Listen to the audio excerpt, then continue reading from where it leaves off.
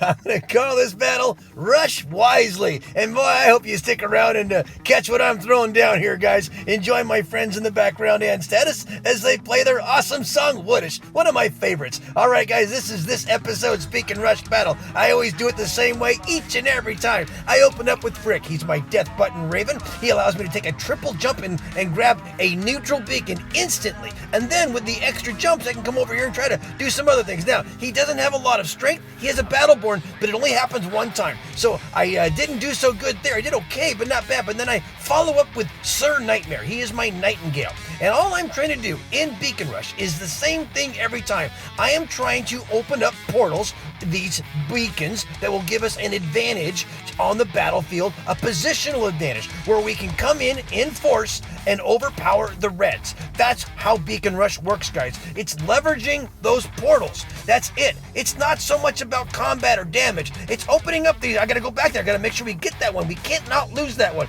This is their backyard beacon. And if some of them spawn into their backyard, it's a spawn rate. Now, a 4-capper is perfect, but that's okay. We're getting a 4-capper just about now. I'm gonna stay here to maintain this one. And this is all about rushing wisely. Capping wisely, going after the beacons that are going to give your team the positional advantage to have this spawn rate. Yeah, I'm right here in their backyard. I'm going to get pelted. I'm leaning into the paint, as I told you guys before. Hold this beacon. It's so important. It doesn't matter. It's okay because we got that beacon advantage, which causes the beacon bar to plummet down. I'll hop right into my Titan so I can stand right here and hold this one nice and strong. Now, sure, they're going to start spawning in other areas like that one over there to the far left, and that's okay. But as long as they only have one to spawn in at, that's going to give us the positional advantage.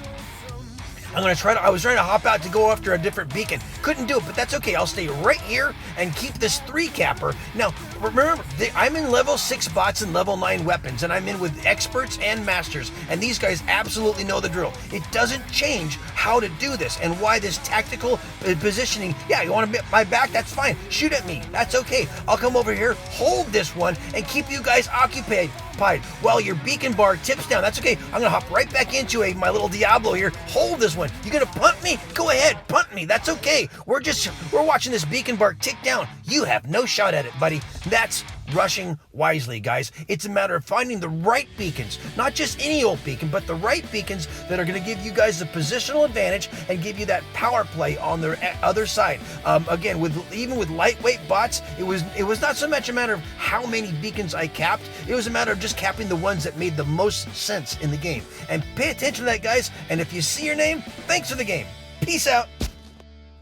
I'm going to call this battle Spring Rush, and man, what a hot one here. Enjoy my friends in the background and status as they play their awesome song, War. Perfect for this battle. All right, guys, this is a Beacon Rush episode. I'm getting more and more into these Beacon Rushes. I tell you what, it's a whole lot of fun, especially the way I play. It's really kind of a blazing speed. I always do it the same way. Open up with Frick. He's my death button raven. I added a jump module on him, so that triple jump gets him to the center neutral beacon before anyone else. And that is the primary objective of his mission, is simply to grab that center beacon. That gives us an advantage, a positional advantage right from the get-go on the battlefield. And that's all I care about. And then once you get that, then your men start to file in behind you like they are right now. And then you parlay that into a 4-capper. But the 3-capper is the most important, this center being very, very important. Now, if anyone were to slip past us and start going back behind us to the silo, I'd be addressing them. But basically, you want to get this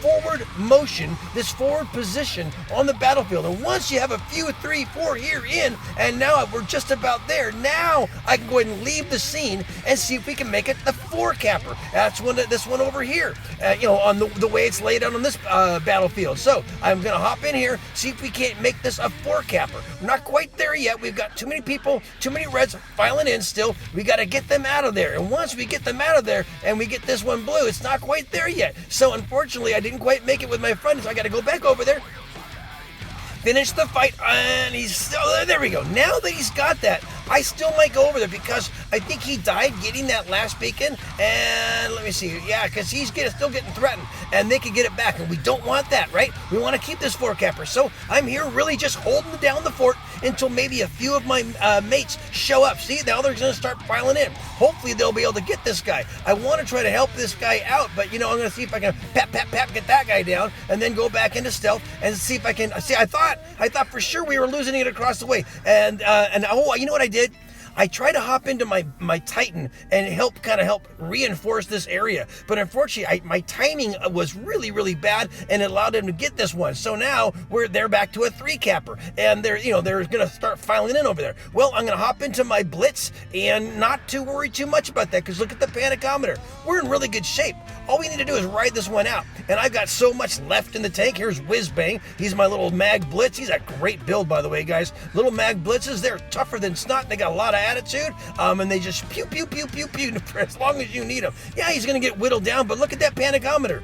It really don't matter. And I still had more in the tank there. Guys, that fast forward action, that fast forward pace really does a good job. Lots of great pilots on both sides for sure. Mainly experts. I'm an expert.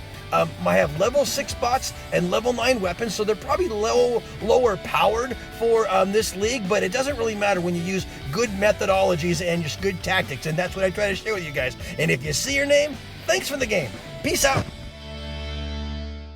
I'm going to call this battle No Dens for Dead City. And man, stick around for this one. I got a new guy. Enjoy my friends in the background and status as they play their awesome song, November. It's got a great sound to it and really haunting at the beginning here. And this is another Beacon Rush episode. I'm just getting really into the Beacon Rush. I'm telling you what, this is a lot of fun. You just got to know how to kind of play it. But this is Fricky's my Death Button Raven. I normally take him into the center, but I try to do something different here. I grabbed kind of one of our home spawn beacons, and then I used that. I kind of reserved one of those double jumps and made a triple jump. Now I still got 1 and 2 in reserve here. I'm going to try to save our rear home beacon. I tell you what, Reds are coming on strong at the early set out here, and unfortunately, even though I did a lot of capping, they're still way ahead of us. This is a highly aggressive red team. This is how you play Beacon Rush. They're doing it right. I tell you what, for a bunch of randoms, they are playing solid, a solid strategy right now. And so I got to figure out where to go. I talked about,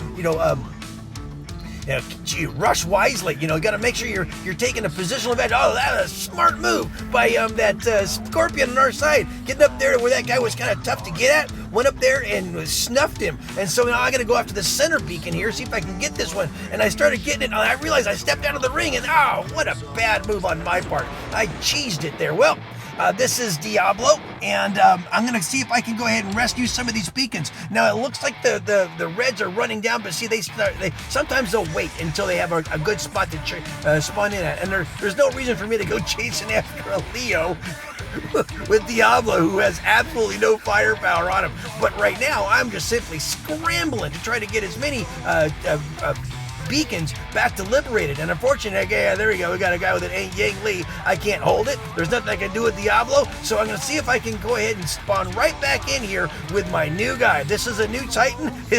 I don't have a name for him yet, but this is my Nodens. I'm still learning how to use him, but I'll tell you what, see what you do. So if you don't have a Nodens, here's something to consider. I won this guy. I got him on a pull, and I thought, I'm going to go ahead and see what I can do with my Nodens. So you got several different abilities here. You got this one on that right there. It can either be where you're giving basically healing to your mates, and you can heal up to 3 at a time. See those white dots? That means you can heal as many as 3 at a time.